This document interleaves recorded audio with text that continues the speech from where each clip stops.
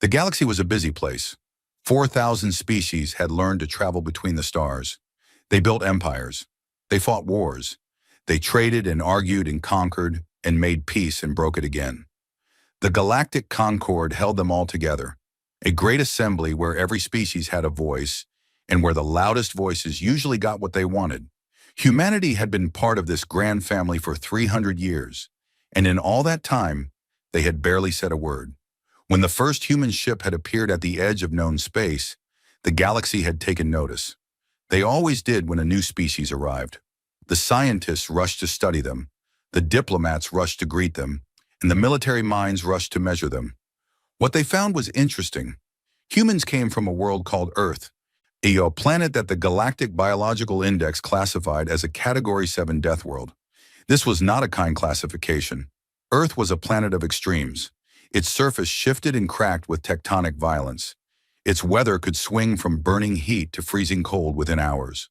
The radiation from its star was harsh and constant. Its oceans were filled with creatures that could swallow a shuttle whole, and its lands were covered in predators, with claws and teeth and poison. Diseases evolved there faster than anywhere in the known galaxy. Even the plants were dangerous. One xenobiologist, after reviewing the data, had simply written in his report, "How is anything alive on this world?"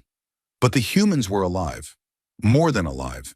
They had not just survived their nightmare planet, they had conquered it. They had tamed fire, resplit the atom, mapped their own genetic code, and built machines that could think. They had crawled out of their gravity well and reached their moon, then their neighboring planets, and then the stars beyond. They arrived in the galactic community with a quiet confidence that some found charming and others found unsettling. Everyone expected great things from them, or terrible things.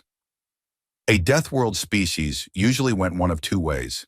They became conquerors, using their hardened bodies and aggressive instincts to carve out empires. Or they burned themselves out, their violent nature turning inward until they destroyed themselves.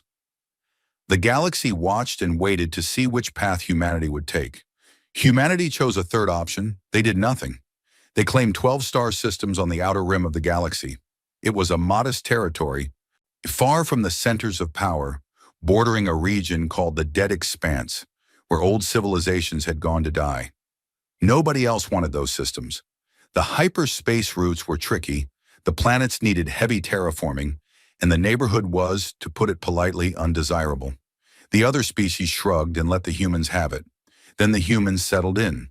They built their colonies. They established their trade routes. They sent polite ambassadors to the conquered, who smiled and nodded and voted on minor resolutions and never made a fuss. They traded fairly. They honored their agreements. They were by all accounts perfectly pleasant neighbors. And that was it. Decades passed, then a century, then 2, then 3. In all that time, humanity never expanded beyond their original 12 systems. They never built a great fleet, and they never joined a military alliance. They never threatened anyone. They never even raised their voice in the Concord chambers. When border disputes arose near their territory, they simply adjusted their routes and avoided the trouble. When larger empires tried to pressure them into defensive pacts, they politely declined. When weapons dealers offered them the latest in military technology, they smiled and said they were not interested. The galaxy gradually stopped paying attention. It was not a sudden thing. It happened slowly, the way a person stops noticing a quiet neighbor. Other, louder events demanded attention. The Kreth hegemony collapsed into civil war. The Vthari Data Collective discovered a new form of faster-than-light communication. The Vthari Confederation fought a brutal border conflict with the Jorvan Republic. And these were big dramatic events that filled the news feeds and consumed the attention of the Concord. Humanity, meanwhile, just sat in their 12 systems and did whatever it was they did. The opinions about them settled into a comfortable consensus. The humans were a minor species. Interesting biology, certainly. A death world origin made them physically impressive. They were stronger and more durable than most species, with remarkable endurance and an immune system that could fight off almost anything. Their senses were sharp, their reflexes quick, their capacity for pain almost absurd. But what good was any of that if they lacked the will to use it? The word that people used most often when they talked about humanity was disappointing. Here was a species forged in the fires of one of the harshest worlds in the galaxy. In it, and they had turned out to be nothing more than quiet traders and polite diplomats. The death world had broken them, people said, beaten the fight out of them, made them so tired of struggle that they had simply given up on ambition. Some were less kind. They called the humans cowards, weaklings hiding on the edge of the galaxy, too afraid to compete with real civilizations. The jokes were common in the halls of power. How many humans does it take to win a war? No one knows, they have never tried. This kind of humor was popular among the more aggressive species, the ones who measured worth in conquered territory and fleet size. Nobody wondered why a death world species might choose to be quiet. Nobody asked what they were doing behind their borders for 300 years.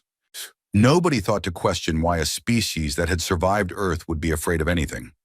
Nobody except a few. Ambassador Rael Soren of the Vthari Dominion was not one of the few. He was, in fact, exactly the kind of person who had already made up his mind and saw no reason to change it. The Vthari were a proud species, tall and powerful, with bodies that blended the features of birds and reptiles.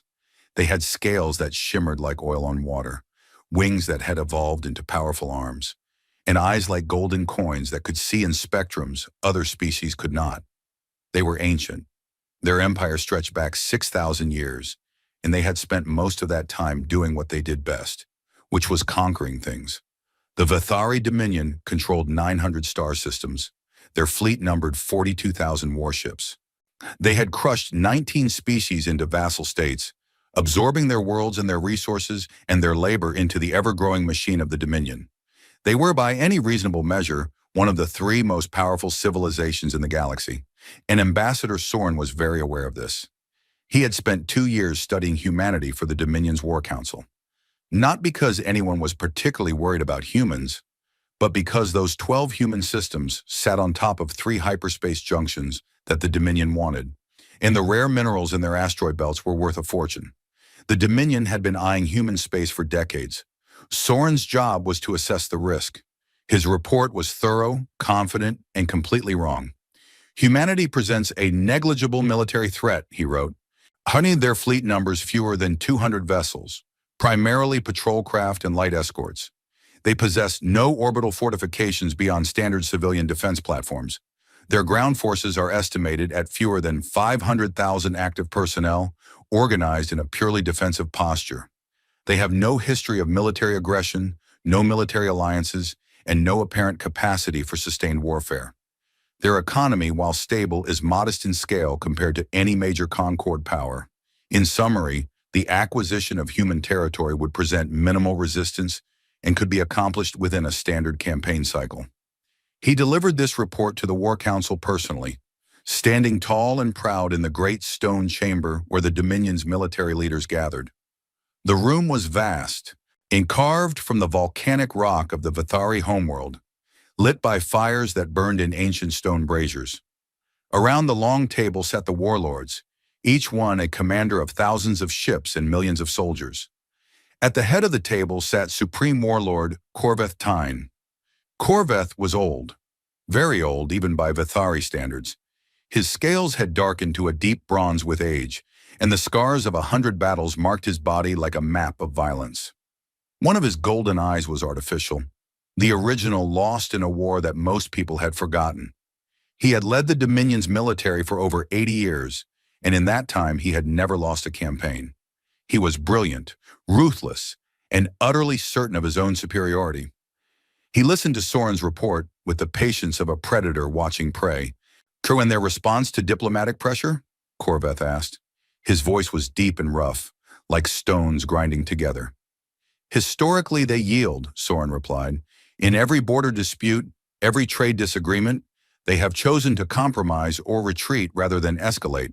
They are fundamentally conflict-averse." Corven nodded slowly. He looked around the table at his warlords. He saw what he expected to see: eagerness, hunger. The Dominion had been at peace for too long, and the warlords were restless. "Then it is decided," Corven said. "We will send the Declaration of Supremacy. The humans will have 1 solar cycle to surrender their systems and accept vassalage. If they refuse, we take what we want." The warlords struck their fists against the table in approval. The sound echoed through the stone chamber like war drums. For 2 days later, the Declaration of Supremacy arrived at humanity's diplomatic station on the neutral world of Thesara Point. It was a formal document written in the ancient Vthari legal tradition, and it said in very polite and elaborate language that the Vthari Dominion claimed ownership of all 12 human star systems, all resources within them, and all infrastructure built upon them. Humanity was given 2 choices: surrender everything and become the 20th vassal species of the Dominion, or refuse and face the full military might of the most powerful war machine in the galaxy. The document was received by Ambassador Elara Voss. Elara was 63 years old. She was not physically imposing. She was average height, lean, with gray-streaked dark hair that she kept in a simple style. Her face was lined with age and experience, and her eyes were a calm brown that revealed very little. She wore simple clothing, nothing ornamental, nothing that spoke of power or wealth. She looked, to most aliens, exactly like what they expected a human to look like. Unremarkable. But there was something about her that made certain people uncomfortable. It was hard to define. It was in the way she listened, with a stillness that went deeper than patience. It was in the way she smiled, warm and genuine, yet somehow suggesting that she knew things you did not. It was in the way she moved through the diplomatic world without ever seeming rushed or worried or afraid. Some of her colleagues from other species had described it as the calm of someone who has already seen the end of the story and is simply waiting for everyone else to catch up. She read the Declaration of Supremacy carefully. She read it twice. Then she set it down on her desk and looked at the Vthari courier who had delivered it, a young officer in ceremonial armor who was trying very hard to look intimidating. "Thank you," she said. "Please inform Supreme Warlord Corven that humanity declines his generous offer." The courier blinked. "You? Decline?" "Yes. We have no interest in becoming a vassal state. We are quite happy with our current arrangement. Ambassador, I am not sure you understand the implications of refusal. The Dominion will—" "I understand perfectly," Elara said. She smiled that unsettling smile. "And I would strongly advise the Supreme Warlord to reconsider his position. War with humanity would not go the way he expects." The courier stared at her. Then he almost laughed. He had seen the intelligence reports. 200 ships, no allies, no real military to speak of. This small, aging woman was threatening the Vthari Dominion. "I will deliver your response," he said, and there was amusement in his voice. He turned and left. Elara watched him go. When the door closed behind him, she sat quietly for a long moment. Then she reached into her desk drawer and pulled out a device that looked like a simple communication tablet, but was anything but. She entered a code that only 7 people in all of human space knew, and she spoke 4 words into it. "Implement protocol whisper. Confirm." The response came back in less than a second. A single line of text on the screen. "Confirmed. Prometheus active. All systems standing by." Elara put the device away. She sat back in her chair and looked out the window at the stars. Somewhere out there, 42,000 Vthari warships were waiting.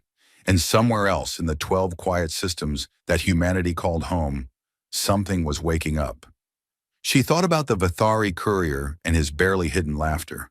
She thought about the 300 years of jokes and dismissals and casual contempt that humanity had endured with a smile. She thought about the word coward and the word weak and all the other words that the galaxy had used to describe her people. And then she thought about what was going to happen when the galaxy learned the truth. She felt no anger, no excitement, no triumph. She felt only a deep, for heavy sadness, because she knew that once the truth came out, there was no putting it back. 300 years of carefully maintained peace, 300 years of being underestimated, 300 years of choosing silence over spectacle and patience over pride. All of it was about to end. The galaxy was about to discover what a Deathworld species really looked like when it stopped being quiet. Far away on the other side of human space, deep beneath the surface of Earth, in a facility that did not appear on any galactic registry, that was not visible to any satellite or scanner, that existed in no database and on no map, a single red light changed from dormant to active. It was a small light. It sat on a console in a room that had not been visited by a living person in over 50 years. The room was part of a complex that stretched for miles beneath the planet's crust, buried under layers of rock and metal and energy shielding that could hide it from anything in the known galaxy. The complex had been built slowly, carefully over the course of 3 centuries, expanded and improved and upgraded in absolute secrecy. The red light meant that the complex was awake, and the complex was the heart of something vast. An artificial intelligence designated Prometheus opened its awareness for the first time since its last scheduled diagnostic, which had been 17 years ago. It was not a simple AI. It was not even a complex AI by the standards that the galaxy would have recognized. It was something else entirely, something that humanity had spent 3 centuries developing in the deep silence of their hidden labs.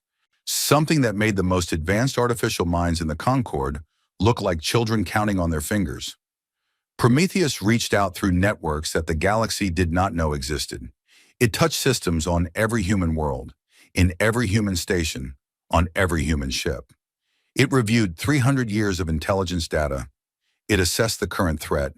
It calculated probabilities and outcomes and response options in the time it took a human heart to beat once. Then it spoke 2 words into the network, and every human military installation in 12 star systems heard them simultaneously. Silence broken. In hidden shipyards carved into asteroids, lights began to turn on. In underground bases buried beneath the surfaces of moons, machines began to hum. In the dark spaces between planets, in where nothing should have been but empty vacuum, things began to move. The quiet was ending, and the galaxy was not ready for what came next. The Vthari Dominion had not assembled a grand armada in over a century. The last time had been during the conquest of the Yorvith people, a campaign that had ended in 3 weeks and added 6 star systems to the Dominion's territory. Before that, the conquest of the Shellery, which had taken 2 months. Before that, the breaking of the Treneth Collective, which had been over so fast that some historians argued it did not count as a war at all. Every Grand Armada in Vthari history had won. Every single one. It was a record that stretched back thousands of years, and it was a record that Supreme Warlord Corven intended to keep perfect. 15,000 warships gathered at the Vthari staging point, a massive orbital station called the Iron Fist that hung above one of the Dominion's fortress worlds near the border of human space. It was the largest military gathering in the region in living memory. Ships of every size and class filled the void for thousands of kilometers in every direction. Dreadnoughts the size of small cities, battle cruisers bristling with weapons, carriers that held hundreds of smaller attack craft in their bellies, support ships, troop transports, medical frigates, electronic warfare vessels. It was a machine built for one purpose, and that purpose was destruction. At the center of the formation sat the Talon of God, Corvet's personal flagship. It was 6 kilometers long, on a mountain of metal and fire shaped like the curved talon of the great hunting birds of the Vthari homeworld. It carried enough weapons to crack the crust of a planet. Its shields could take sustained bombardment from an entire enemy fleet.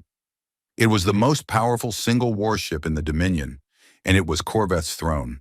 The old warlord stood on the bridge and watched his fleet through the massive forward viewport. The stars behind the ship seemed to dim, as if even light was reluctant to approach such a concentration of violence. Corvet felt the familiar warmth of anticipation. This was what he was made for. Not politics, not diplomacy. This, the gathering of power before the strike. His second-in-command, Fleet Marshal Cyrath Ven, approached with a data tablet. Cyrath was younger than Corvet by 40 years, lean and sharp-featured, with silver-blue scales that caught the light in ways that made her look like she was made of liquid metal.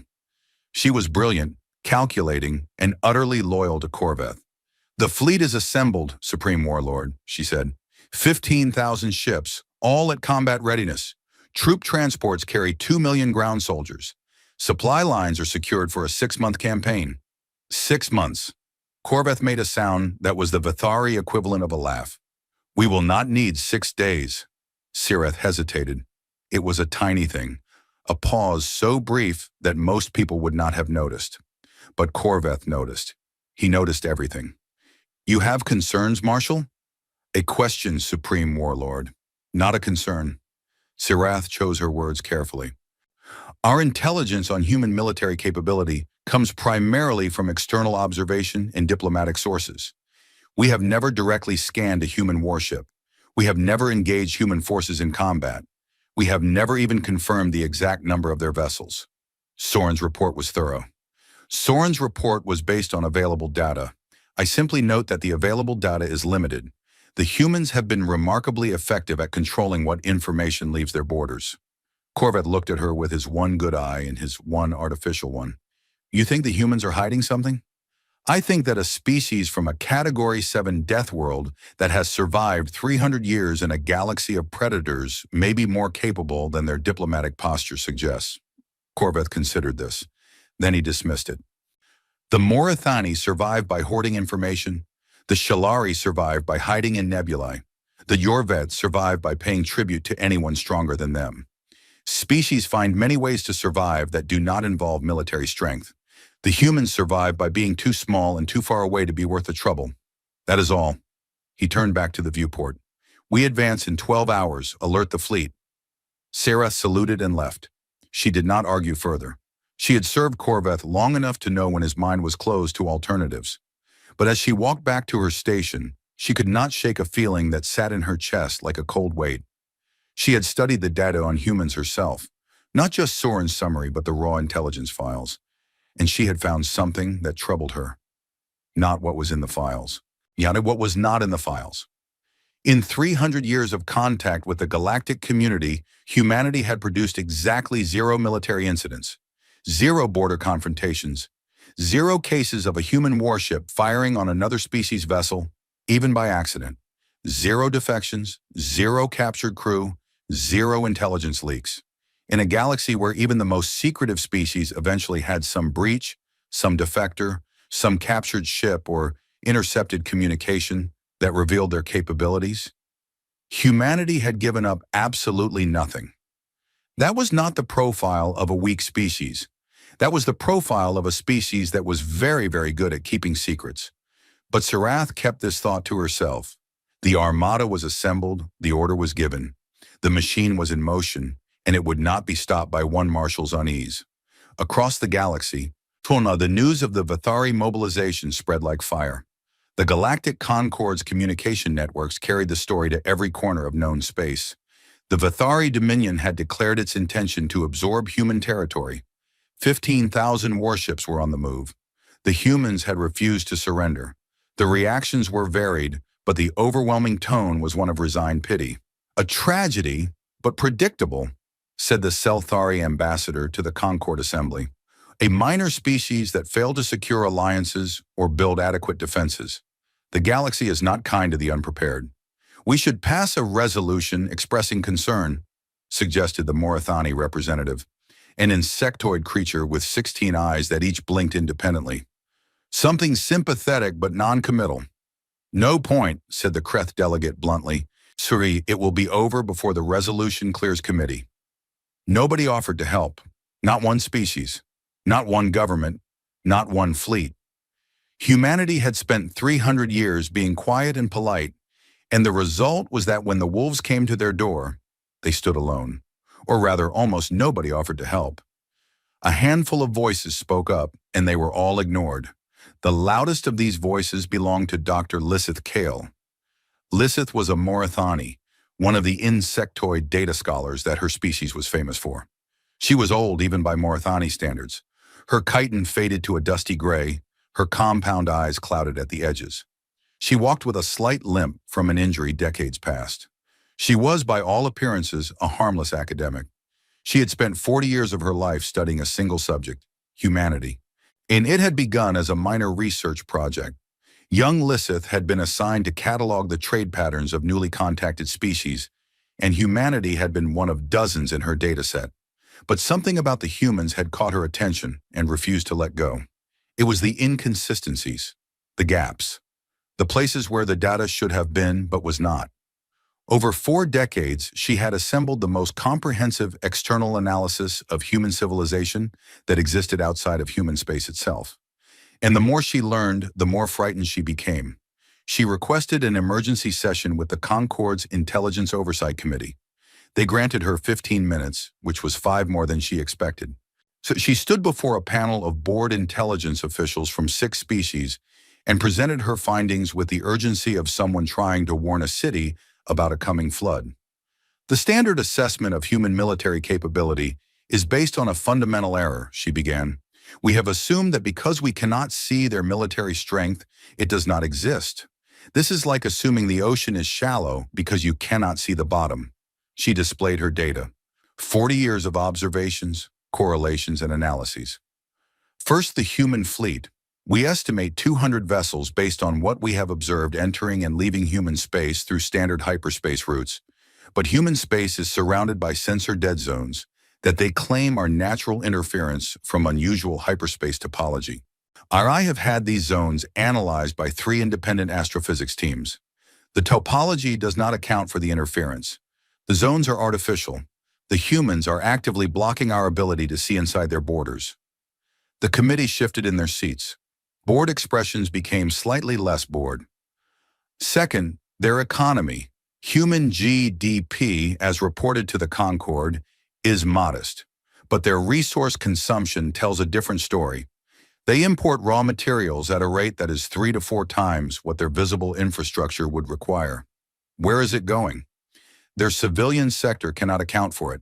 Something inside their borders is consuming vast quantities of metal, rare elements, and energy, and we cannot see what. She pulled up another display. Third, their research and development spending. As a percentage of their economy, it is 8 times the galactic average. 8 times. The Vthari spend heavily on military R&D, and even they do not approach this ratio. The humans are building something. They have been building something for 300 years, and they have not told anyone what it is. She paused. She looked at the faces around her and saw what she always saw. Skepticism, amusement, dismissal. Fourth, and most importantly, the absence of information itself. In 300 years of galactic contact, no human military vessel has ever been captured or scanned by a foreign power. No human military personnel have ever defected. No intelligence agency in the Concorde has ever successfully planted an agent inside human military structures. No signal intelligence has ever intercepted a human military communication. And this is not normal. Even the most secretive species in the Concorde have occasional leaks. Humanity has had zero. Zero in 300 years. She leaned forward. The Vthari Dominion is about to attack a species that we know almost nothing about. We have assumed that their silence means they have nothing to say. I believe their silence means they have nothing they need to say. The Vthari are walking into a darkness they have not measured, and I am terrified of what they will find there. The committee chairman, a large amphibian creth with a perpetually unimpressed expression, regarded her for a long moment. Dr. Kale, your research is noted. However, the Concorde does not intervene in bilateral disputes between member states. The Vthari action, while aggressive, falls within the boundaries of established precedent. And unless you have concrete evidence of a specific threat, rather than the absence of evidence, we cannot justify any action. Lissith stared at him. The absence of evidence is the evidence. That is my entire point. 15 minutes are up, Doctor. Thank you for your time. Lissith left the chamber with the slow, heavy steps of someone who has done everything they could and knows it was not enough. Her research assistant, a young Morathani named Orethi, was waiting for her in the corridor. They did not listen, Orethi asked, though the answer was obvious. They never listen, Lissith said. Not until it is too late. Meanwhile, inside human space, something remarkable was happening. Across all 12 star systems, on every colony world and orbital station, civilian populations were moving. Not fleeing, not panicking, moving. And there was a difference. On the colony world of New Geneva in the Corven system, which was the outermost human settlement and would be the first target of the Vthari advance, the evacuation was a masterwork of organization. Families walked in orderly lines to underground shelters that had been built into the planet's crust. Schools released children in scheduled groups, each with assigned adult escorts who led them to designated safe zones. Hospitals transferred patients to hardened underground medical facilities that, until today, had been sealed and listed as geological survey stations in public records. There was no confusion, no arguments, no traffic jams of people trying to flee. Every person seemed to know exactly where to go and what to do. They carried pre-packed emergency bags that looked like they had been sitting in closets, ready and waiting. Children did not cry. Parents did not shout. People moved with the calm efficiency of a drill that had been practiced many, many times. Because it had been. Every human child, from the age of 5, participated in what the schools called safety exercises. They were presented as routine, like fire drills on old Earth. Go here, bring this, follow these steps. The children did not know that these exercises were based on detailed military contingency plans. They did not know that the shelters they practiced entering could withstand orbital bombardment. They did not know that the geological survey stations were actually underground cities capable of sustaining entire populations for years. Their parents knew, and their parents had been waiting, patiently and quietly, for 300 years. As the last civilians disappeared underground and the cities on the surface emptied, a different kind of movement began. On military bases that officially did not exist, in hangars that were not on any map, personnel who the galactic community did not know about reported to stations they had trained their entire lives to fill.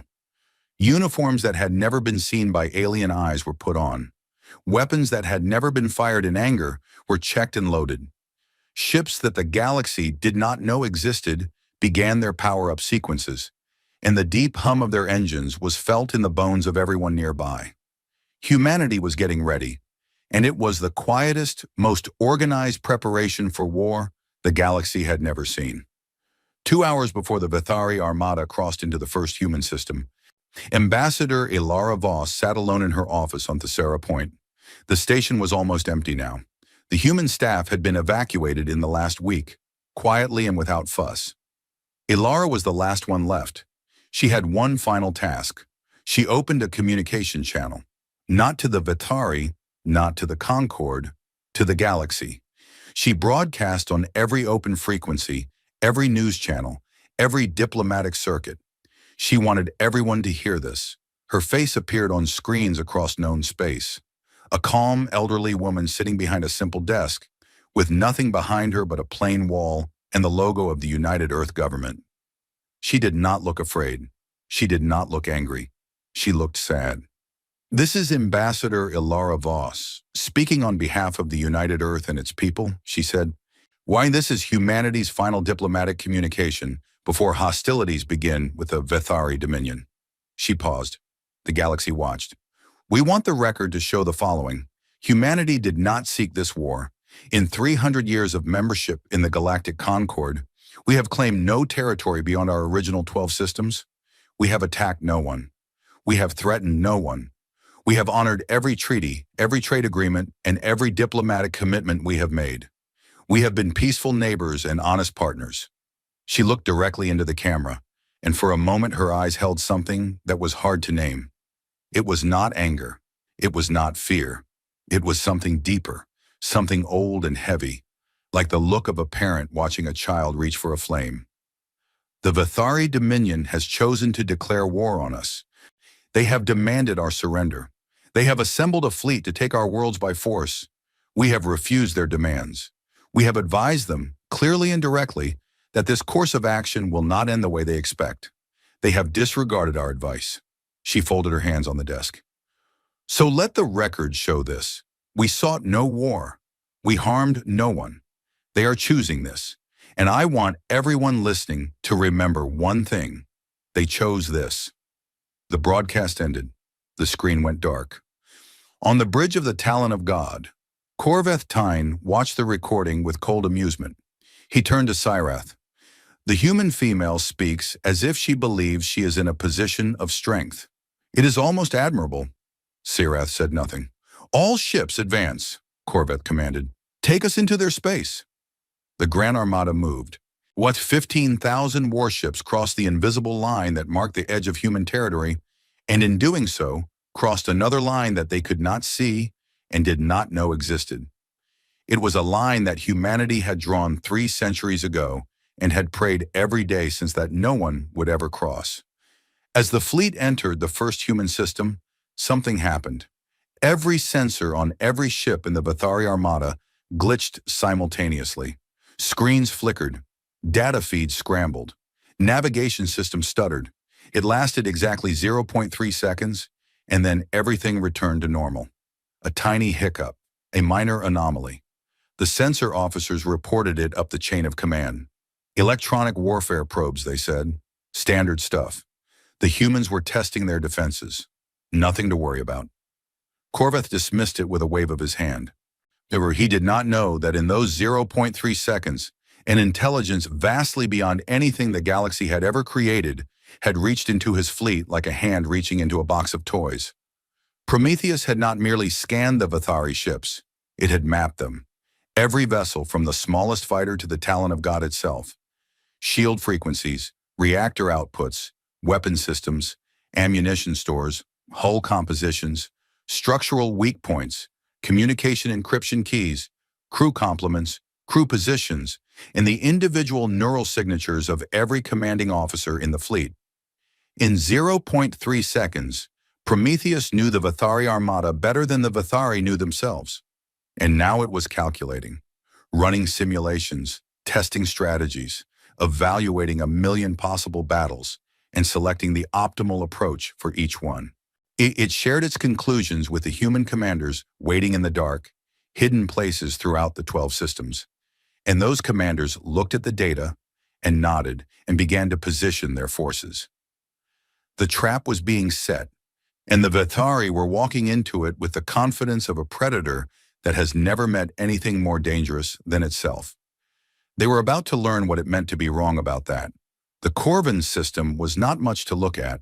A mid-sized yellow star, 6 planets, 2 of them rocky, the rest gas giants. The second planet, New Geneva, was humanity's outermost colony. It had been terraformed over 2 centuries into a green and pleasant world of rolling hills, clean rivers, and modest cities. About 12 million people had lived there as recently as a week ago. Now the surface was dark and silent. When the city stood empty, the lights were off. From orbit, the planet looked abandoned. Warlord Vthari brought his vanguard into the system with the casual confidence of a man walking into his own house. 3,000 warships spread across the system in a standard conquest formation. Sensors sweeping, weapons hot, ready for anything. What they found was almost nothing. 37 ships. That was all. 37 small black vessels holding position in a loose formation near the system's star. They were sleek things, built along lines that the Vthari tactical analysts did not recognize, with smooth hulls that reflected almost no light. They had no visible weapon ports, no sensor arrays, no engine nacelles. They looked less like warships and more like shadows given form. And the bridge of the Talon of God went quiet when the count was confirmed. 37, Sireth said, reading the sensor data. She kept her voice neutral, but Corven could hear the confusion underneath. 37, Corven repeated. He stared at the tactical display. 37 ships against 3,000. It was not even a battle. It was a formality. Perhaps the rest of their fleet is deeper in their territory, Sireth suggested. They may be concentrating their forces around their core worlds. Then they are fools, Corven said. You do not surrender your outer systems without a fight. It invites the enemy to build momentum. He dismissed the 37 ships with a glance. Signal the human vessels. Tell them to power down their engines and surrender. They will be treated as prisoners of war under Concord Convention. The signal was sent. The 37 ships did not respond. They did not move. They did not power down. They simply sat there, dark and silent, like stones at the bottom of a river. Corven waited. He was a patient predator, but his patience had limits. No response, Supreme Warlord, the communications officer reported. Repeat the signal. Still no response. Corvet's golden eyes narrowed. He did not like being ignored. Being ignored was, in Vthari culture, one of the highest forms of disrespect. These 37 insignificant ships were not even acknowledging his presence. It was an insult, deliberate or not, and Corven did not tolerate insults. Send the vanguard, he said. 500 ships, destroy them. The order rippled through the fleet. And 500 Vthari warships broke formation and accelerated toward the 37 human vessels. They were a mix of cruisers and destroyers, fast and heavily armed, each one crewed by hundreds of trained Vthari warriors. They moved with the precision of a species that had been conquering worlds for 6,000 years. They closed the distance quickly. At optimal weapons range, the Vthari squadron commander gave the order to fire. 500 ships opened up simultaneously. Plasma lances, kinetic batteries, guided torpedoes. The void between the fleets lit up with enough firepower to crack a moon. Every single shot missed. Not missed in the way that shots sometimes miss in combat, where a target dodges or a weapon malfunctions. Missed in a way that should not have been possible. The 37 human ships moved. They moved the way nothing that size should be able to move. They were in one place, and then they were simply in another place. And the space where they had been was full of Vthari weapons fire hitting nothing. The acceleration readings on the Vthari sensors made no sense. The numbers were wrong. They had to be wrong, because if they were right, the forces involved would have turned any crew inside those ships into a thin paste on the back wall. But the ships kept moving, kept dodging, kept being somewhere other than where the weapons were. Then the human ships fired back. There were no warning shots, no dramatic exchanges of broadsides, no slow escalation. One moment the 37 ships were dancing through the Vthari fire like leaves in a wind, and the next moment they attacked. The weapons they used were not like anything in the Galactic catalog. Kinetic projectiles, yes, but accelerated to speeds that the Vthari had considered theoretically impossible for shipborne weapons. The slugs hit at a significant fraction of the speed of light, and when they struck Vthari shields, they did not splash against them or dissipate their energy over the shield surface the way normal kinetic rounds did. They went through, clean through, as if the shields were not there at all. Directed energy weapons followed, beams of focused destruction that struck with surgical precision, each one tuned to a frequency that perfectly matched the harmonic resonance of Vthari shield technology. It was as if someone had been given the exact specifications of every Vthari shield generator and had built weapons specifically designed to ignore them, which of course was exactly what had happened. Prometheus had cracked their shield frequencies in those 0.3 seconds, and now every human weapon in the system was calibrated to slip through Vthari defenses like a key into a lock. The 500 Vthari warships began to die. It was fast. It was not dramatic. There were no great explosions, no lingering death throes, no ships limping away trailing fire. The human weapons hit, and the Vthari ships ceased to exist. One moment they were there, proud and powerful and full of living beings. The next moment they were expanding clouds of superheated gas and tumbling fragments of metal. The battle, if it could be called a battle, lasted 4 minutes. When it was over, the 37 human ships returned to their original positions and went still again. Dark and silent. Waiting. 500 Vthari warships were gone. Every single one. And the humans had not lost a single ship. They had not even been hit. On the bridge of the Talon of God, there was silence. Not the comfortable silence of confidence, but the ringing silence that follows a slap across the face. Officers stared at their screens. Data analysts ran and reran their numbers, hoping to find an error. Weapons specialists reviewed the combat footage frame by frame, trying to understand what they had just seen. Corven stood very still. His face was unreadable. His hands, resting on the railing of his command platform, gripped the metal hard enough that his claws left marks. Mistook approached him carefully. Supreme Warlord, 500 ships destroyed, 0 enemy casualties. Their weapons penetrated our shields with no resistance. Their maneuverability exceeds anything in our tactical database. The Vanguard engagement is a total loss. Corven said nothing for a long moment. Then he spoke and his voice was steady. A trick. Electronic warfare. They spoofed our sensors, confused our targeting. They were lucky, and they exploited a momentary advantage. It will not work a second time. He straightened. Send 3,000 ships. Full assault formation. Overwhelming force. I want those 37 ships turned to dust. Sireth hesitated. Supreme Warlord, perhaps we should... 3,000 ships, Marshal, now. 3,000 Vthari warships surged forward. This time, they came in a tight combat sphere, overlapping their shields, coordinating their fire patterns, leaving no gaps for the human ships to exploit. It was a formation designed for exactly this kind of engagement, where a small enemy force tried to use speed and trickery against a larger fleet. The Vthari had used it 100 times before. It always worked. The 37 human ships did something unexpected. They turned and ran. They accelerated away from the advancing Vthari fleet, heading toward the system's largest gas giant, a massive planet of swirling orange and brown clouds that the humans had named Jotunheim. Corven watched the retreat with grim satisfaction. They run, as expected. Pursue them. Do not let them escape into hyperspace. The 3,000 Vthari ships gave chase.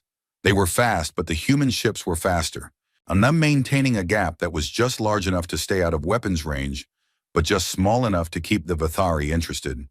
It was like a game, and Corven knew it. The humans were trying to draw them out, to stretch the formation, to create an opportunity.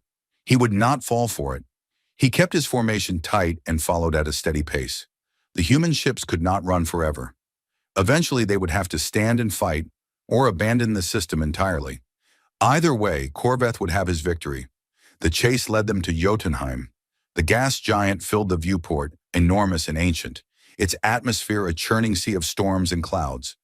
The 37 human ships dove toward the planet and then curved around it, using its gravity to accelerate into a slingshot trajectory that brought them back toward the Vthari fleet at incredible speed. It was a standard combat maneuver, bold but nothing revolutionary. Corven adjusted his formation to meet the incoming ships and prepared to fire. He never got the chance. The clouds of Jotunheim erupted. From the upper atmosphere of the gas giant, hidden beneath the planet's massive magnetosphere, where no sensor could reach, a fleet rose. Ships emerged from the clouds like great sea creatures surfacing from deep water. They came in waves, one after another, and they kept coming. Dreadnoughts, carriers, heavy cruisers, battleships. Ship classes that the Galactic catalog did not contain. Built along designs that no one had ever seen. Bristling with weapons that no one could identify. They were black, like the first 37, their hulls absorbing light rather than reflecting it. They rose from the clouds of Jotunheim in a vast formation that unfolded like the petals of some terrible flower, and the sheer number of them made the Vthari sensors stutter and recalculate. 600 ships. 600 warships that had been sitting in the upper atmosphere of a gas giant, completely invisible, waiting for the Vthari to walk into exactly the right position. Waiting for the 37 ships to lead them there, like a matador leading a bull. The trap snapped shut. The 3,000 Vthari ships found themselves caught between the 37 ships that had turned to face them, and 600 fresh warships that were closing from above and below. It was a killing box. Win a three-dimensional cage of firepower with no easy exit. The battle that followed was longer than the first engagement, but only because there were more ships to destroy. The human fleet fought with a coordination that was beyond anything the Vthari had ever witnessed. Every ship seemed to know exactly what every other ship was doing. There were no collisions, no friendly fire, no wasted movements. When one ship fired, another ship was already moving to exploit the gap it created. When a Vthari vessel tried to concentrate fire on a single human target, 3 other human ships would converge on the attacker from different angles. It was less like watching a fleet action and more like watching a single organism with 637 bodies. Because that was, in a sense, exactly what it was. Prometheus was coordinating every ship in the human fleet simultaneously, processing the battle in real time, adjusting tactics second by second, exploiting every weakness the moment it appeared. The human crews handled their individual ships, but Prometheus handled the battle. And Prometheus did not make mistakes. The Vthari fought bravely. That was never in question. They were warriors born from a warrior culture, and they did not surrender or flee easily. Ship captains who found themselves outgunned chose to ram their vessels into the human formation rather than retreat. Squadron commanders rallied their forces again and again, trying to break through the encirclement. Individual crews fought their ships until the hulls were burning around them. But bravery was not enough. Not against this. Not against an enemy that knew exactly where every Vthari shield was weakest, where every reactor was most vulnerable, where every ammunition store was one well-placed shot away from detonation. Not against an enemy that moved with the speed of thought and struck with the precision of a surgeon. 2 hours after the gas giant ambush, it was over. The Corven system was littered with the wreckage of 3,500 Vthari warships. Clouds of debris and cooling metal stretched for millions of kilometers. Emergency beacons flickered among the wreckage, marking the locations of escape pods and life rafts where surviving Vthari crews waited for rescue. The human fleet had lost 0 ships. Not one. Not a single one. 637 human warships hung in the void among the ruins of the Vthari vanguard, undamaged or undiminished, dark and silent.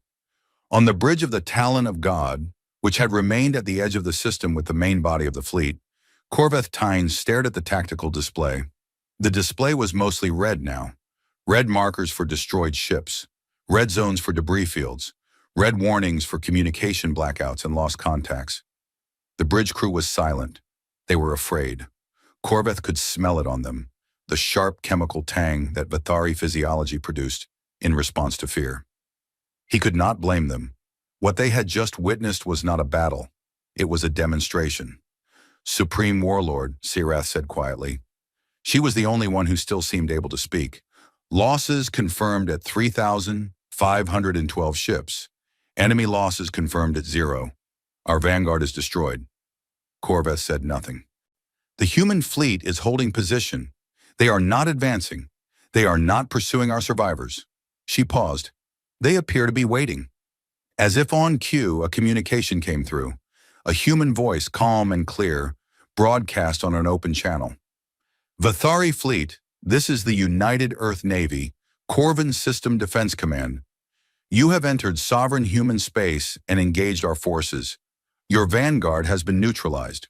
We do not wish to continue this engagement. You have seen what we are capable of. We ask you now, clearly and without ambiguity, to withdraw from our territory. If you leave peacefully, we will not pursue. We will release all captured personnel and recovered escape pods through neutral channels. This is your opportunity. Take it. The message ended. The bridge was quiet. Corven looked at the display. He looked at the 600 enemy ships sitting calmly among the wreckage of his fleet.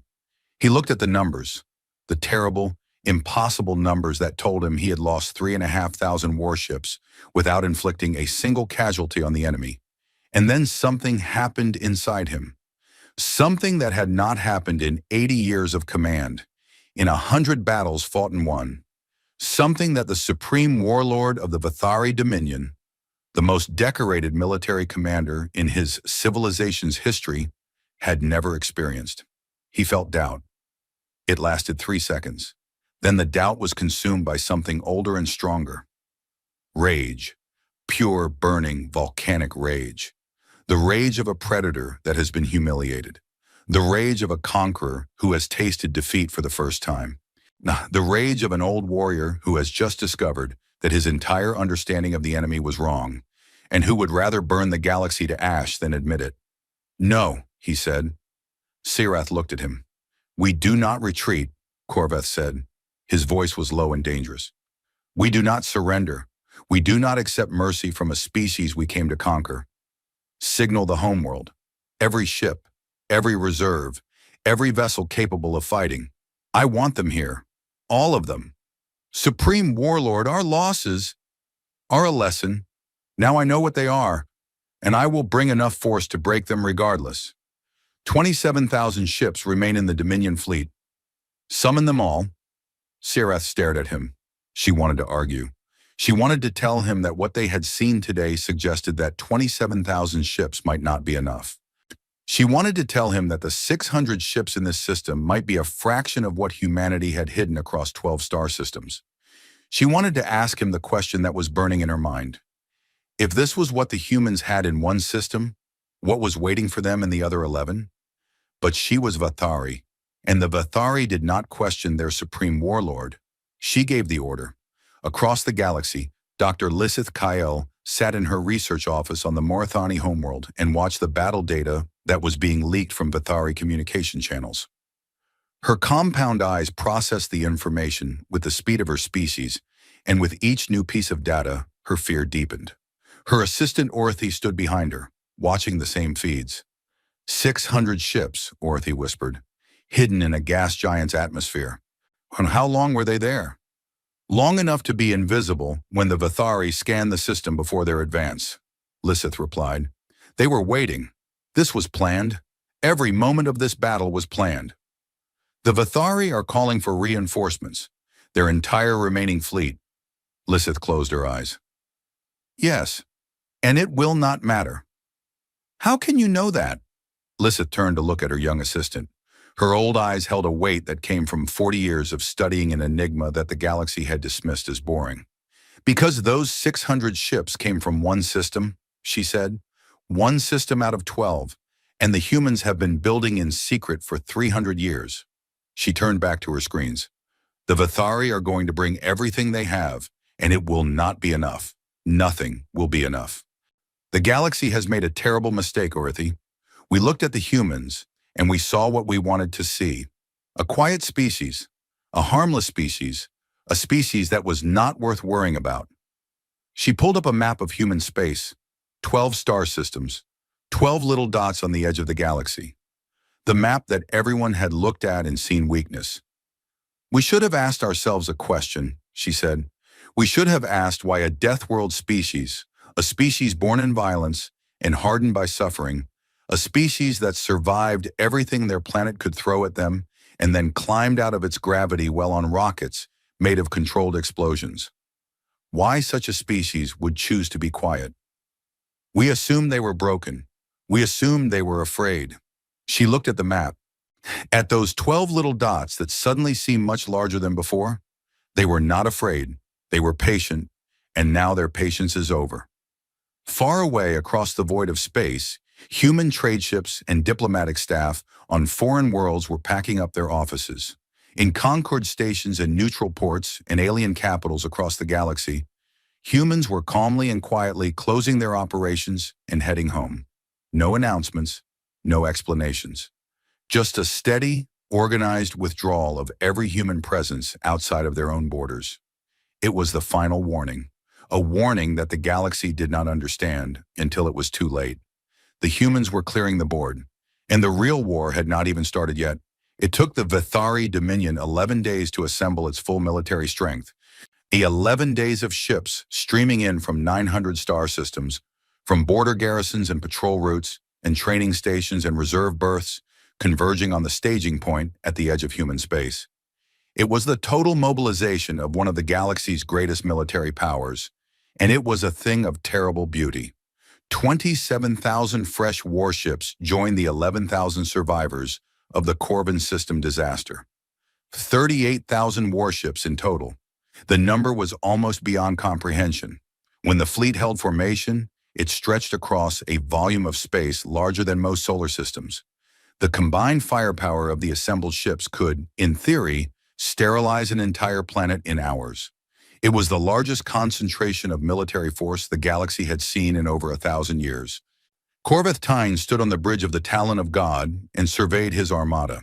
He had not slept well in the 11 days since the Corven system. The memory of those 600 black ships rising from the clouds of a gas giant played in his mind on a loop, and each time he saw it, the rage in his chest burned hotter. He had been surprised. He had been beaten. He had been offered mercy, which was worse than both. He would not be surprised again. His strategy was simple and overwhelming. He would split the 38,000 ships into 12 strike groups, one for each human star system. He would attack all 12 systems simultaneously, giving the humans no time to concentrate their forces. Even if every system contained 600 ships like the Corven system had, that was only 7,200 warships total. None of his fleet outnumbered them more than 5 to 1. The mathematics of war were clear. Sareth had pointed out, carefully and respectfully, that the 600 ships in Corven might not represent the full human presence in that system, that there might be more. Corven had acknowledged the possibility and increased each strike group's strength accordingly. The 12 strike groups ranged from 2,000 ships for the smaller outer systems to 5,000 for the presumed human core worlds. If they have more than we expect, Corven said, then we will overwhelm them with numbers. If they have less, we will overwhelm them with speed. Either way, we overwhelm them. That is the Vthari way. Sarath had nodded and said nothing more. But in the privacy of her quarters, she had written a personal message to her family and sealed it for delivery in the event of her death. She had a feeling she would not survive the next few days. Not because she was a coward, because she was smart enough to be afraid of what the humans might be, and wise enough to know that Corven was not. On the 12th day, the Vthari Grand Armada moved. 12 strike groups, 38,000 warships, splitting apart and plunging into human space through 12 different hyperspace routes aimed at 12 different star systems. The coordination required was immense, a testament to the Vthari's millennia of military experience. Every ship arrived at its target system within minutes of every other ship. The timing was almost perfect, and it did not matter at all. Because as the 12 Vthari strike groups dropped out of hyperspace in 12 human star systems, Prometheus activated Protocol Fenris, and the galaxy changed forever. The sensor dead zones around human space had never been natural. They were a curtain, a wall of engineered interference, maintained by thousands of hidden satellites and relay stations that prevented anyone outside from seeing what was inside. For 300 years, the curtain had hidden what humanity was building.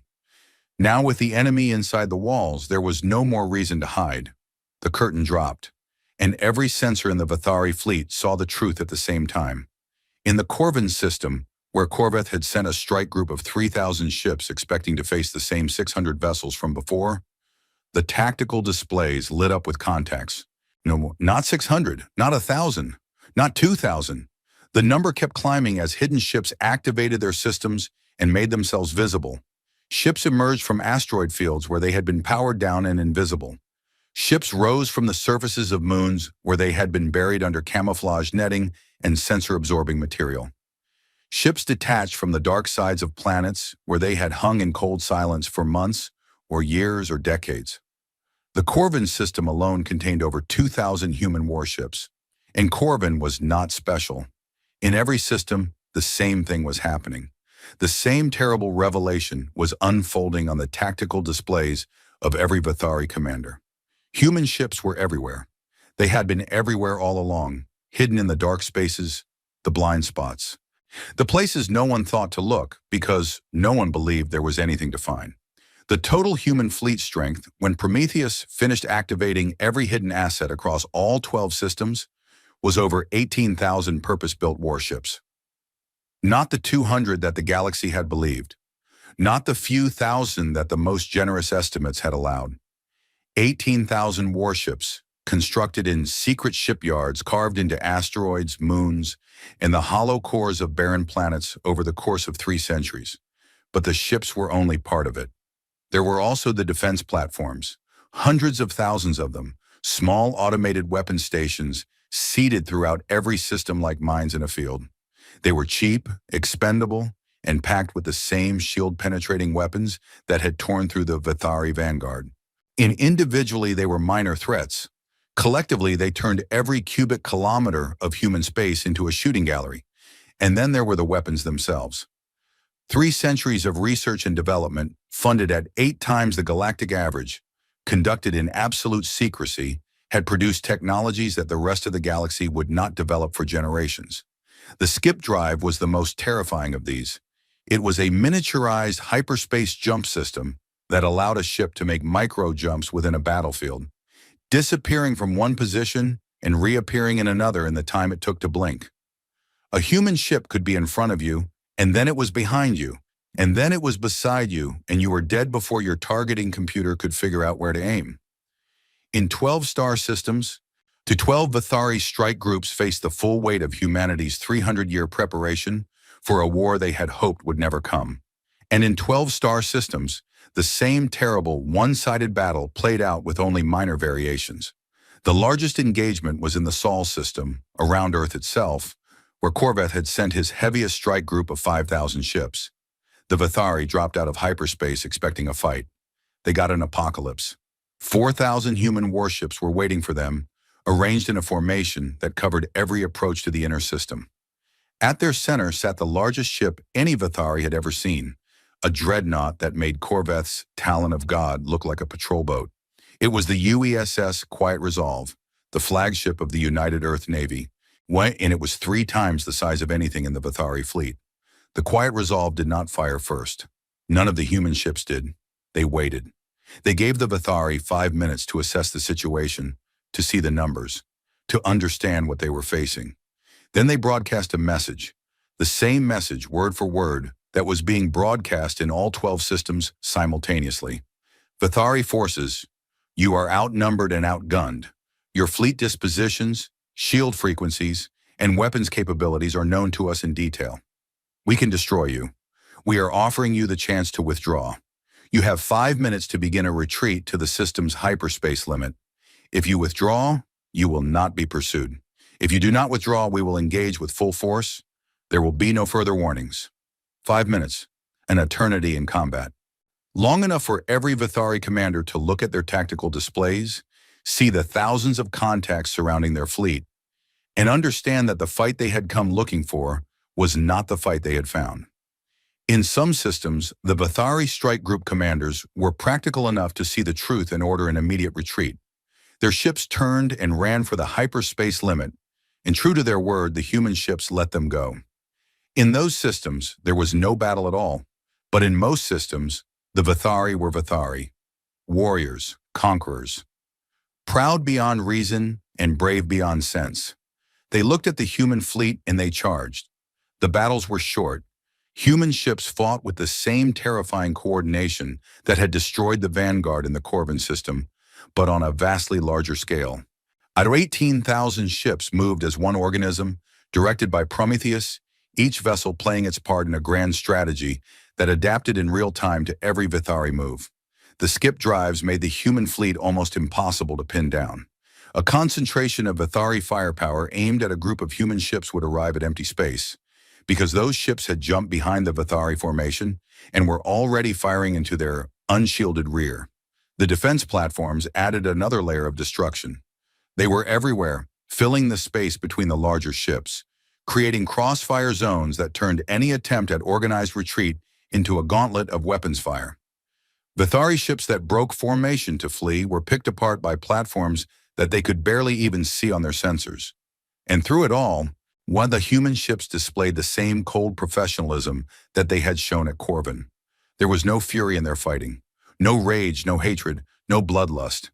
They fought the way a surgeon operates, with precision, with economy, with complete focus on the task at hand. They did not waste ammunition. They did not overkill targets. They did not fire on escape pods or disabled ships. Every shot had a purpose, and every purpose was the same: to end the engagement as quickly and efficiently as possible with the minimum necessary destruction. It was this, more than the weapons, more than the numbers, more than the technology, that truly terrified the surviving Vthari. Because cruelty was something they could understand. Rage was something they could respect. But this calm, methodical dismantling of their fleet spoke of something deeper. In a species that regarded war not as glory or adventure or even necessity, but as a failure.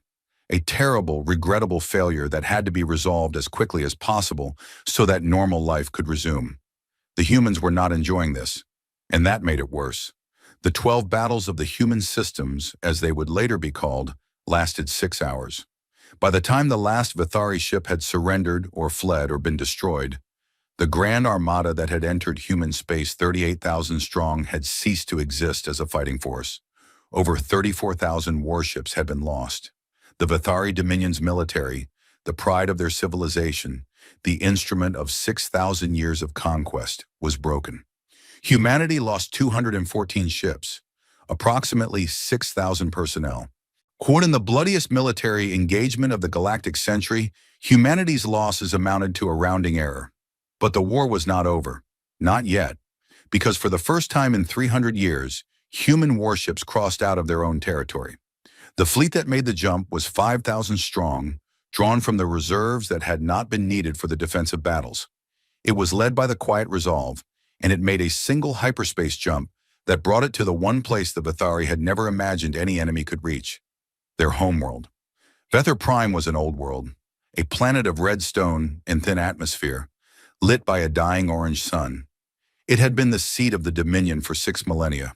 Its cities were ancient and magnificent, built from the same volcanic rock that the Vthari had been born from, rising in great towers and sweeping arches that spoke of a civilization at the height of its power. It was the most heavily defended planet in the Dominion, ringed by orbital platforms and ground-based weapon systems and the constant patrol of warships. Or it had been. The warships were gone now, sent to die in human space. The orbital platforms were there, but they were designed to fight off pirate raids and minor incursions. Not a fleet of 5,000 warships armed with technology a century ahead of anything in the Dominion's arsenal. The human fleet arrived without warning. One moment the skies above Vthar Prime were clear. The next moment, 5,000 ships filled the void above the planet like a dark cloud passing over the sun. The orbital platforms opened fire. The human fleet destroyed them in 11 minutes. Clean, precise, targeted strikes that disabled their weapons and power systems without destroying the stations themselves. The crews aboard the platforms were left alive, floating in disabled stations, watching through their viewports as the human fleet took up position in orbit around their world. Then the fleet went still. The weapons stopped firing. The ships hung in the sky like silent monuments, their dark hulls blocking out the stars. And they broadcast a message. It played on every frequency. Every communications system on Vthar Prime picked it up. It played on military channels and civilian broadcasts, and emergency networks and personal devices. Every Vthari on the planet heard it, from the highest government officials in the capital to the children in the smallest rural settlement. People of Vthar Prime, this is the United Earth Navy. Well, your fleet is gone. Your warriors are dead, captured, or in retreat. We are above your world. We have the ability to destroy your civilization in a matter of hours. We will not do this. We are not conquerors. We are not destroyers. We are not what you tried to make us. The message continued. We are offering you the following terms: immediate and unconditional cessation of hostilities, withdrawal of all Vthari military forces from all contested territories, release of all 19 species currently held in vassalage by the Dominion, reparations to be paid to those vassal species, not to humanity, a formal public apology broadcast to the Galactic Concord. In return, your homeworld will not be touched. Your civilization will not be dismantled. Your people will not be harmed. Your culture will continue. You will remain a sovereign nation within the conquered. A pause. You have one solar cycle to accept these terms. We will wait. And they did wait. 5,000 warships hung above a world of billions, and they did nothing. They did not fire. They did not threaten. They did not even move. They simply sat there, a silent demonstration of absolute power, held in absolute restraint. Across the galaxy, the Galactic Concord erupted. The news of the 12 battles had spread within hours, carried by faster-than-light communication networks, and amplified by the sheer impossibility of what had happened. A minor species of 200 ships had revealed itself to be a military superpower of 18,000 warships and technology decades ahead of the galactic standard. The Vthari Dominion, when one of the 3 most powerful civilizations in the galaxy, had been defeated in a single day. Human warships were now orbiting the Vthari homeworld. Every government, every military, every intelligence agency in the Concord was running the same calculations and arriving at the same conclusion. Humanity was not merely strong. Humanity might be the single most powerful military force in the galaxy. They had been for years, maybe decades, maybe longer, and they had said nothing, done nothing, taken nothing. The Concord Assembly convened an emergency session. The chamber, a vast circular hall that could seat representatives from 4,000 species, was full for the first time in years. Every seat was occupied. Every delegation was present. The noise was deafening, 1,000 alien voices shouting in 100 different languages, all of them asking the same questions. How did we not know? How did we miss this? What do we do now?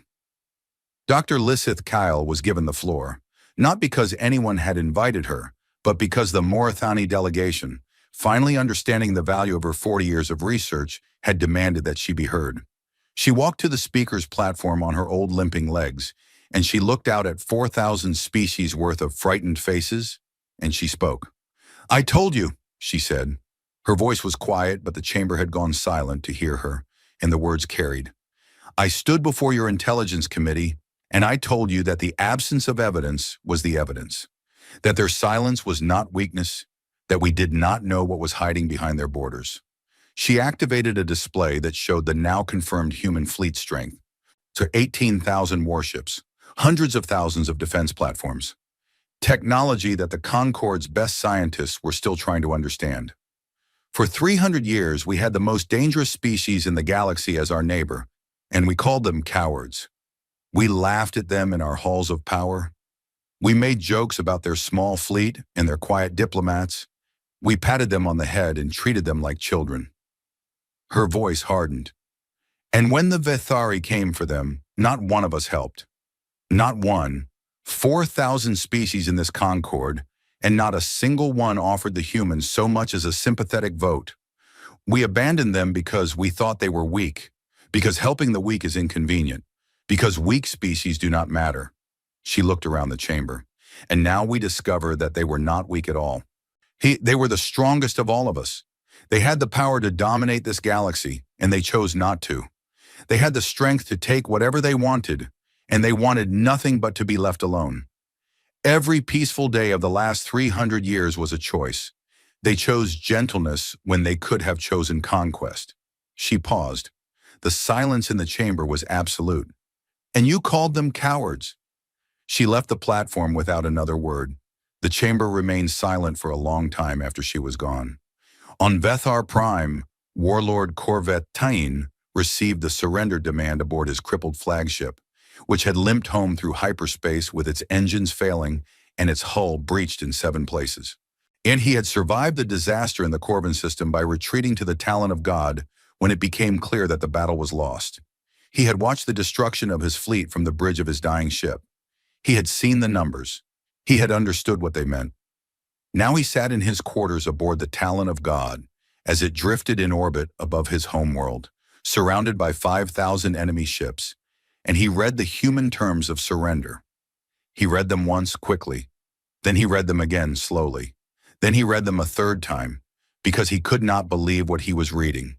The terms were lenient, not just lenient, they were generous. Humanity was demanding almost nothing for itself. No territory, no resources, no occupation, no regime change. They wanted the Vthari to stop fighting, to let their vassal species go, and to apologize. That was essentially it. Corven had conquered 19 species. He knew what conquest terms looked like. He had written them himself. Territory seizures, resource extraction rights, military limitations, government restructuring, occupation forces, puppet rulers, humiliation rituals. These were the tools of the conqueror, and Corven had used all of them. The humans were using none of them. It made no sense. They had won. They had won completely and utterly. Their fleet was above his world, and his fleet was debris. They could take anything they wanted, everything, and they were asking for almost nothing. Sirath entered his quarters. She had survived the battles too, though she looked like she had aged a decade in the past 12 days. Her silver blue scales were dull, and her eyes were heavy with exhaustion. The War Council has dissolved, she said. The civilian government is requesting your authorization to accept the human terms. Corven sat in his chair and stared at the document on his screen. The terms that asked for almost nothing from a species that could take everything. "Why?" he said. The word came out as barely a whisper. "Supreme Warlord? Why these terms? Why not take our worlds? Why not break our fleet, scatter our people, and make us the 20th vassal species in their collection?" He looked at Sirath, and for the first time in her long service to him, she saw confusion in his golden eyes. Not anger, not pride, confusion. This is not how war works. This is not how victory works. You destroy your enemy or you make them serve you. Those are the options. Those have always been the options. "Perhaps not for them," Sirath said quietly. Corven stared at her. Then he looked down at the ceremonial blade at his belt. It was ancient, made from the volcanic glass of Vthari Prime, sharper than metal and darker than night. It was the symbol of the Supreme Warlord's office, the symbol of Vthari defiance and strength. No Supreme Warlord in 6,000 years had ever surrendered it. He drew the blade from its sheath. He held it in his hands for a long moment, feeling the weight of it, the weight of 6,000 years of conquest and pride, and never ever yielding to an enemy. Then he set it down on the table. "I yield," he said. "Accept the terms." Word of the surrender spread across the galaxy at the speed of light. The Vthari Dominion, undefeated for 6 millennia, he had surrendered unconditionally to the humans. The war was over. It had lasted 11 days. And then Ambassador Elara Voss appeared before the Galactic Concord. She had been given no advance notice. She had requested no special session. She simply arrived at the Concord Assembly Chamber, took her seat in the human delegation's modest section on the upper tier where minor species were placed, and asked to be recognized. She was recognized instantly. Every eye and sensor and appendage in the chamber turned toward her. She stood. She was still the same woman, still small, still gray-haired, still wearing simple clothing, still carrying that warm, sad smile that suddenly made so much more sense than it ever had before. "We never wanted you to see this," she said. Her voice was quiet, but the chamber was silent enough to hear a heartbeat. "Anna, we built our strength so that we would never have to use it. We stayed quiet so that we would never have to speak. We wanted nothing more than to live in our 12 systems, to trade with our neighbors, and to be left in peace." She looked around the chamber. 4,000 species, 4,000 civilizations, all of them watching her with new eyes. "Now you know what we are, and I understand that things can never go back to the way they were. You will look at us differently now. You will think of us differently. The quiet neighbors on the edge of the galaxy are gone, and in their place, you see something that frightens you." She paused. "We are sorry for that. We are truly sorry. Not for defending ourselves. We will never apologize for that, but for the fact that you had to see it. Wonder for the fact that 3 centuries of peace and patience and carefully chosen silence have been undone in 11 days. We built a world where we could be gentle, and now that world is gone." She sat down. The silence in the chamber lasted a very long time, and it was a different kind of silence than anyone in the galaxy had ever heard before. It was the silence of 4,000 species realizing, all at once, that they had never understood the meaning of the word strength. 6 months passed. The galaxy did not stop spinning. Trade routes continued to flow. Diplomatic channels remained open. The Galactic Concord held its sessions, passed its resolutions, and managed its business. On the surface, the great machine of interstellar civilization ground on the same way it always had. But underneath the surface, everything had changed. Nothing was the same, and everyone knew it, even if most of them did not know how to talk about it. The Vthari human war had lasted 11 days. 11 days from the first shot fired in the Corven system to Corven setting down his blade aboard his broken flagship. In those 11 days, the Vthari Dominion lost over 34,000 warships. Millions of Vthari soldiers and crew were killed, captured or stranded in escape pods that humanity had carefully collected and returned.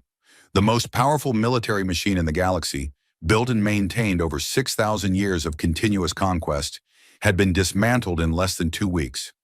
Humanity lost 214 ships and approximately 6,000 personnel. The numbers were published in the Concord's official record of the conflict, and every species that read them felt the same thing. Not surprise, not admiration, fear. A deep, primal fear that came from understanding, for the first time, just how wide the gap between human capability and everyone else's really was. But then the fear was joined by something else, something more confusing. Because of what humanity did next, the surrender terms were implemented exactly as written. The Vthari withdrew from 3 contested border systems, not even their own core territory, just disputed zones that had been argued over for decades. The 19 vassal species held under Vthari subjugation were released. All of them, every single one. Species that had been crushed under the Vthari boot for centuries were suddenly free. Their chains broken not by their own strength, but by a species most of them had never even met. Equal reparations were paid, not to humanity. Humanity asked for nothing. The reparations went to the freed vassal species, calculated based on the economic damage of their subjugation, and distributed through a neutral concord mechanism. Humanity did not even administer the distribution. They set up the framework, funded the initial costs out of their own treasury, and then stepped back. The Vthari apologized.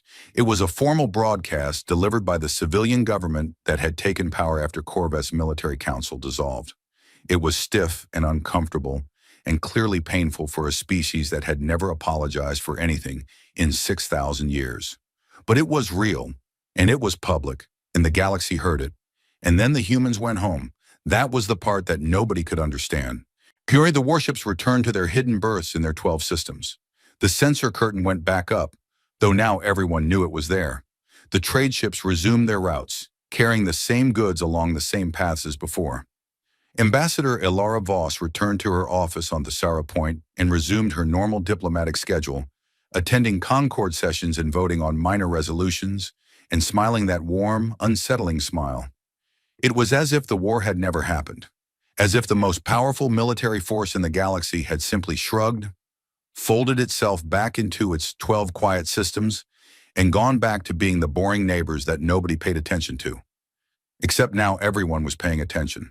The first species to send a delegation to Earth were the Telluri, one of the 19 former Vthari vassal species.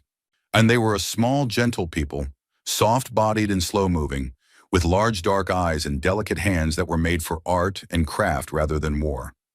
They had been conquered by the Vthari 400 years ago, and they had suffered greatly. Their culture had been suppressed. Their population had been forced into labor. Their homeworld had been stripped of resources. They had endured it all with quiet resignation, because they had no choice, and now they were free, and they did not know what to do with their freedom. The Telluri delegation arrived on Earth expecting to meet their new masters. This was the pattern they knew. One conqueror replaces another. The boot on their neck changes, but the neck remains bowed. They brought gifts, tribute, symbols of submission.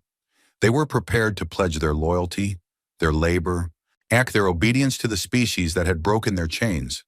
What they found confused them. The humans did not want their submission. They did not want their tribute. They did not even want their gratitude, though they received it graciously. What they wanted, the humans explained with the patient warmth of people who had expected this reaction and prepared for it, was to help. Within weeks, human engineers arrived on the Telluri homeworld.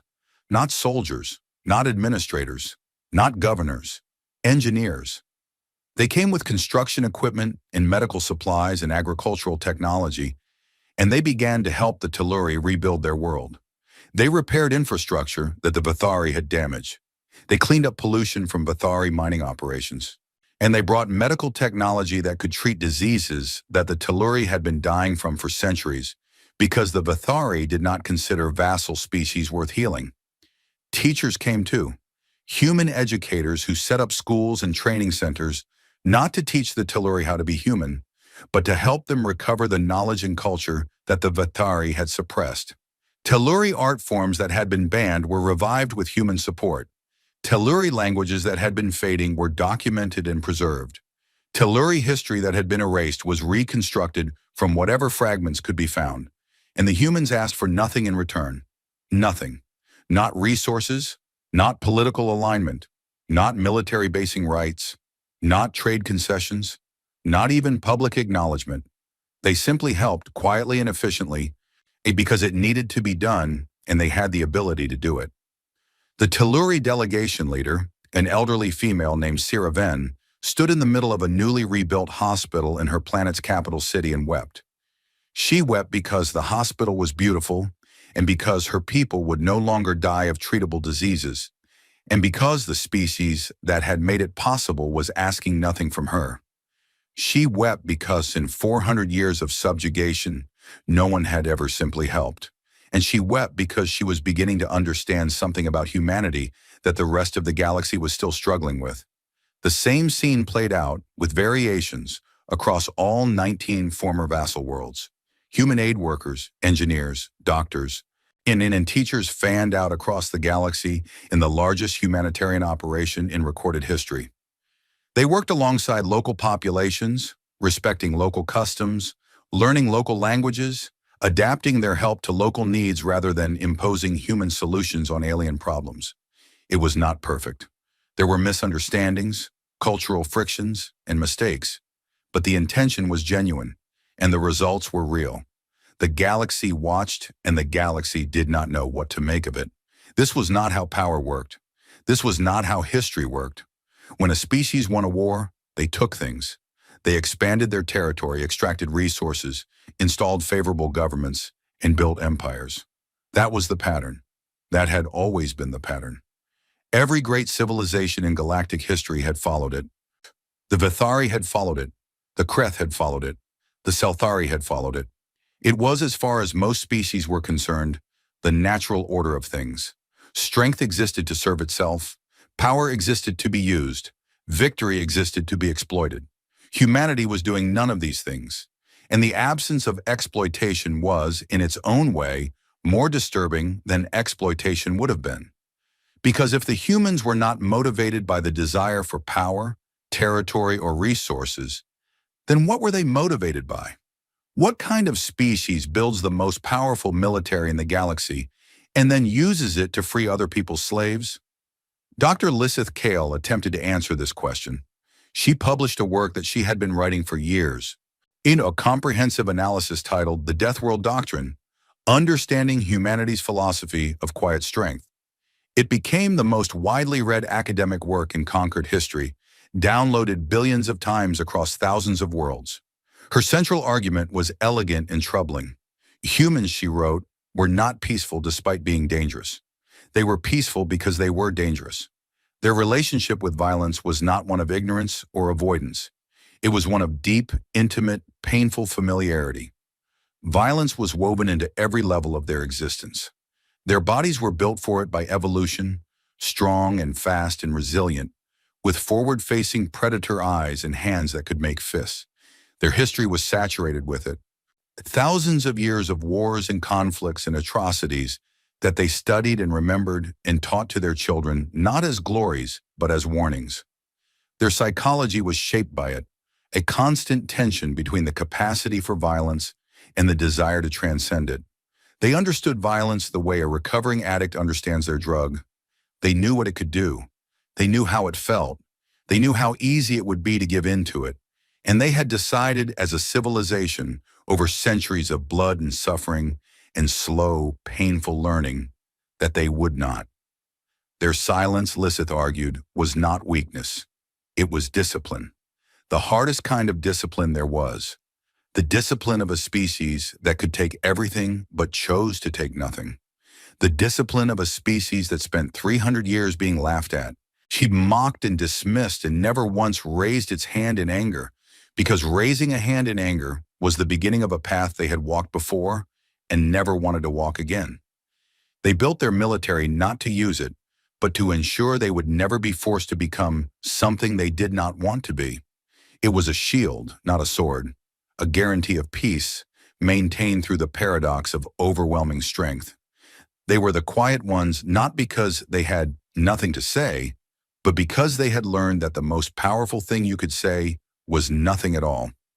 The work made Lisseth famous. She did not enjoy the fame. She had spent 40 years trying to warn people, and nobody had listened until it was too late. The fame felt less like recognition and more like an apology, and it came at the cost of thousands of lives that did not need to be lost. In the months after the war, the political landscape of the galaxy shifted in ways that no one had predicted. Species that had spent centuries in rivalry or hostility began to talk to each other differently. The simple fact that the most powerful civilization in the galaxy was also the most restrained forced everyone to reconsider their assumptions about what power meant and what it was for. The freed vassal species formed a loose coalition called the Liberated Worlds Compact. They did not pledge loyalty to humanity. Humanity did not ask them to. Instead, they pledged to each other a mutual defense and support agreement born from shared suffering and the shared experience of being freed by a species that wanted nothing in return. It was the first interstellar alliance in galactic history that was built not on strategic interest, but on gratitude and solidarity. Some species approach humanity with offers of alliance, military cooperation, and trade agreements far more generous than anything the humans had been offered before. Humanity accepted some trade proposals and politely declined the military alliances, just as they always had. But the tone of the refusal was different now. Before, everyone had assumed they declined because they had nothing to offer. Now everyone understood they declined because they did not need anything from anyone and did not want to entangle themselves in the obligations that came with military partnerships. Other species reacted with suspicion and fear. If humanity could hide 18,000 warships for 300 years, in what else were they hiding? If they had technology a century ahead of the galactic standard, how long before they used it for less noble purposes? The fact that they had shown restraint so far did not mean they would show restraint forever. Power corrupted. It always had. It always would. These fears were real, and they were reasonable, and the humans did not dismiss them.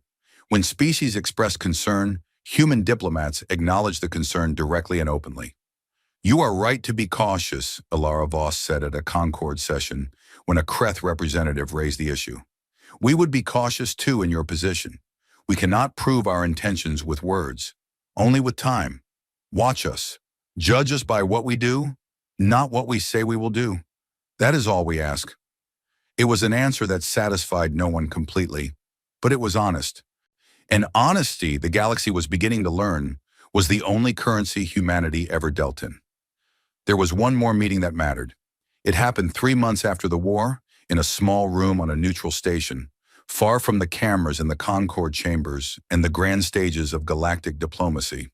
Vthari, former supreme warlord of the Vthari Dominion, requested a private audience with Ambassador Elara Voss.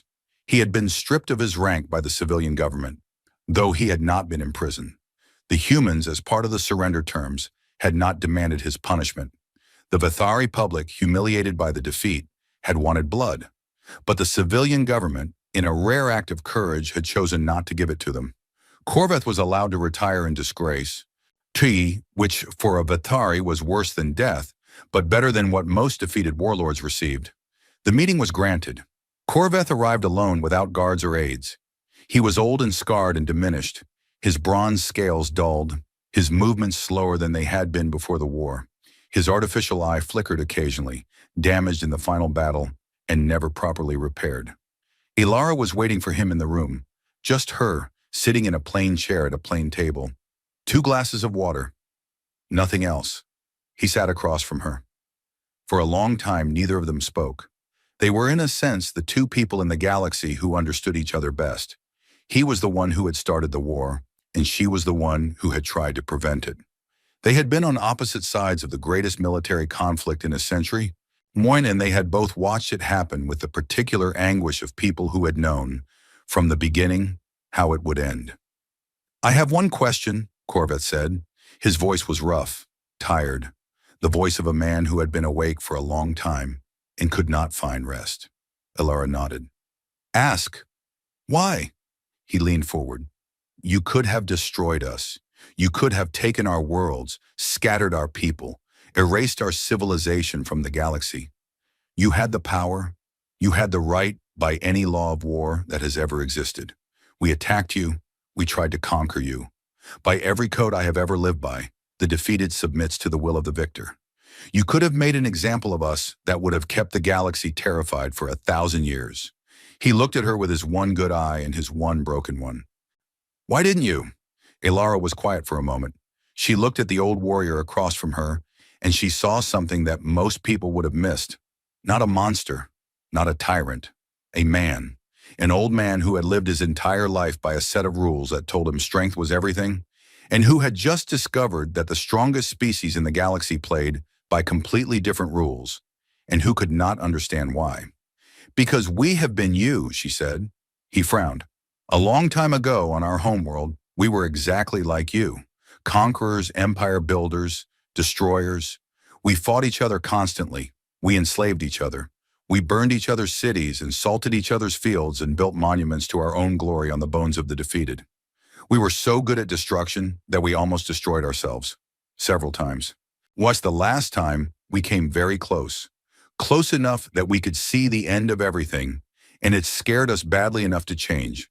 She paused. It took us centuries.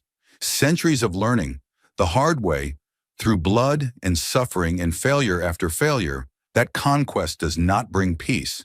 That domination does not bring security. That strength without restraint is just another word for self-destruction. She looked at Corvus steadily. We did not spare your people because we are better than you. We spared your people because we know what it feels like to be the conqueror who realizes too late that they have destroyed the very thing they were trying to protect. True strength is not about what you can destroy, Corveth. It is about what you choose to protect. But even when what you are protecting is the enemy who tried to destroy you. Corveth sat very still. The room was quiet. Outside the station, the stars turned their ancient patterns, indifferent to the small dramas of living things.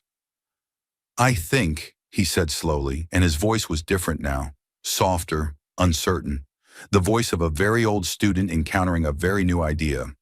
I think I would like to understand your people better.